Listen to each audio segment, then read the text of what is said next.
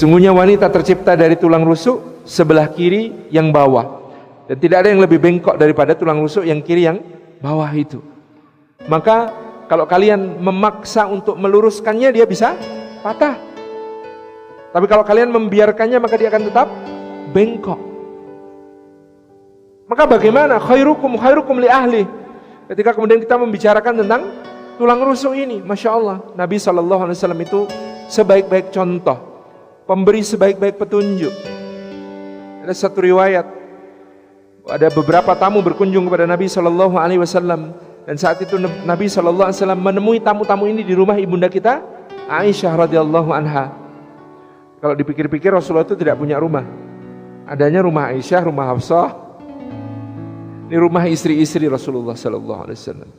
Ada beberapa negara yang menerapkan undang-undang bahwa rumah itu atas nama istri, agar suaminya kalau kemudian misalnya sedang marah tidak berlaku zalim.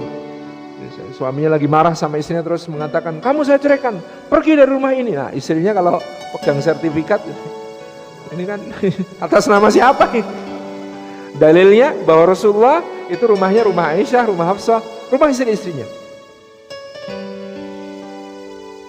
Kemudian ketika tamu ini datang, agak lama berbincang dengan Nabi SAW, tampaknya belum disuguh sesuatu, belum diberi hidangan, jamuan makanan.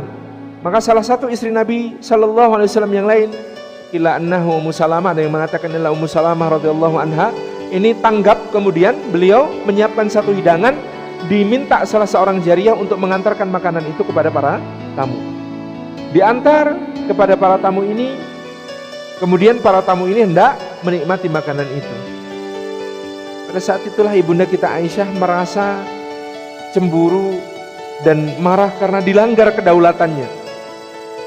Apa itu dilanggar kedaulatannya? Ya kan, kalau kita pikir, kita mau memahami, ini rumahku, itu tamuku, siapa berani-berani ngasih makan tanpa seizinku? Iya kan, itu soal kedaulatan seorang istri atas rumah tangga suaminya. Ini siapa berani ngasih makan padahal tanpa izinku?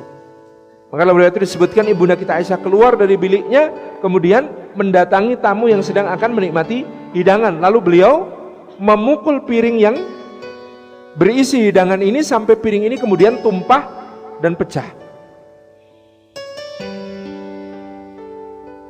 Antum bayangin, lagi nyuguh tamu satu makanan, istri tiba-tiba muncul dari kamar, datang banting piring yang sedang hendak dinikmati hidangannya oleh tamu itu. Masya Allah. Nabi SAW tidak bergerak sedikit pun, beliau tetap tenang. Begitu ibunda kita Aisyah memasuki kembali biliknya, beliau kemudian turun, mengambil pecahan-pecahan piringnya, diletakkan di atas tangannya. Kemudian makanan-makanan yang jatuh berserakan diambili, yang kotor dibersihkan dengan ujung baju beliau, kemudian dipersilahkan lagi kepada tamu. Apa kata beliau?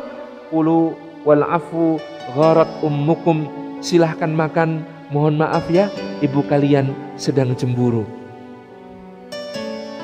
Jawabannya, istilah anak sekarang, sokul, sejuk banget. Gak ada menghakimi, gak ada menjelekkan, gak ada menyalahkan. Ya namanya orang cemburu ya biasa toh.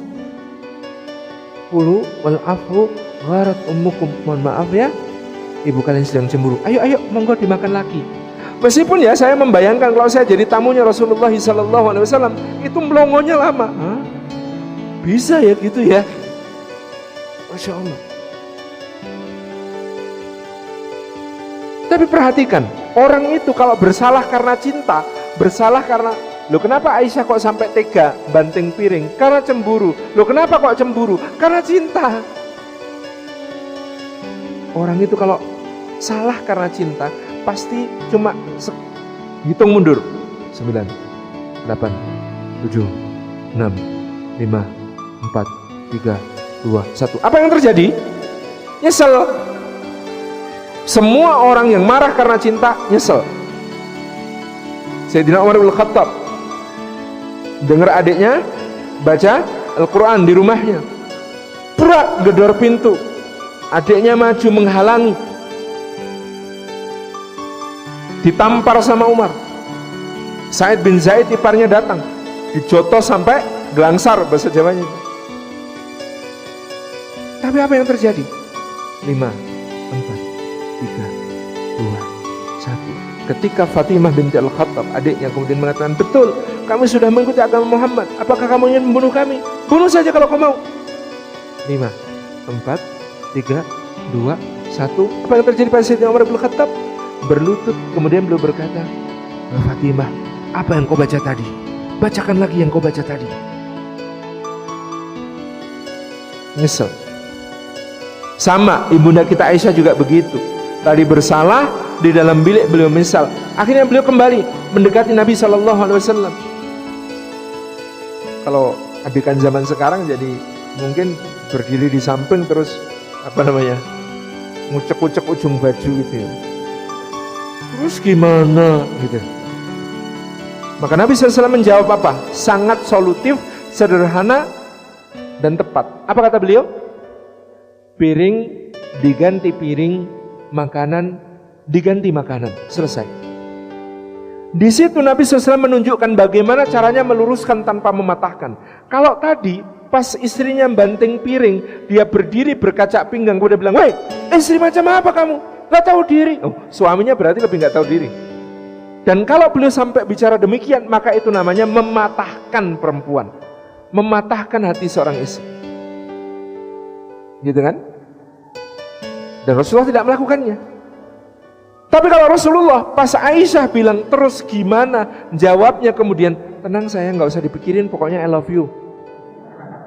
Itu namanya membiarkan tetap bengkok, tidak melakukan koreksi. Kadang-kadang kita karena saking cintanya, saking sayangnya, orang yang kita cintai salah, kita nggak berani meluruskan, kita nggak berani memberikan nasihat. Ini Nabi SAW saatnya tepat untuk memberikan koreksi, maka beliau mengatakan piring diganti piring, makanan diganti makanan. Selesai. Masya Allah. Min anfusikum azwaja. Dari diri-diri kalian. Makanya ini kenapa rusuk kiri. Ada seorang pujangga yang pernah bikin syair, bunyinya, bukan dari tulang ubun-ubun wanita dicipta, karena berbahaya kalau wanita hanya disanjung dan dipuja. Juga bukan dari tulang kaki, karena nistalah lelaki yang menginjak dan memperbudaknya. Tapi dari rusuk kiri, dekat ke jantung hati untuk dicintai, dekat ke tangan untuk dilindungi. Insya Allah.